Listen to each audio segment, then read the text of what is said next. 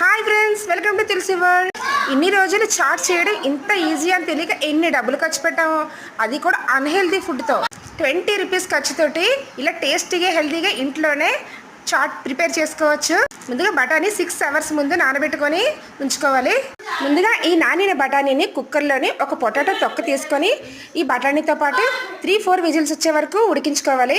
ఈ ఉడికిన బఠానీలో కొన్ని బఠానీ తీసుకొని ఒక మిక్సీ జార్లోని 4-5 పచ్చిమిర్చి, అల్లం వెల్లుల్లి, దీనికి సరిపడా అల్లం వెల్లుల్లి కూడా వేసుకొని పేస్ట్ చేసుకొని పక్కన ఉంచుకోవాలి. ఇప్పుడు స్టవ్ మీద కళాయి పెట్టుకొని 1 or 2 టేబుల్ స్పూన్ ఆయిల్ వేసుకొని అందులోనే చిన్న ముక్కలుగా తరిగిన టమాటాలు, ఉల్లిపాయలు ఫ్రై అయిన తర్వాత బఠానీ, స్మాష్ చేసుకున్న పొటాటోని కూడా ఫ్రై చేసుకొని అందులోనే కారం, చాట్ మసాలా, కొత్తిమీర వేసుకొని ఇది బాగా ఉడికే వరకు కొంచెం వాటర్ వేసుకొని అందులోనే మిక్సీ పట్టిన ఈ పేస్ట్ కూడా వేసుకొని టేస్టీ చాట్ ప్రిపేర్ చేసుకోవాలి.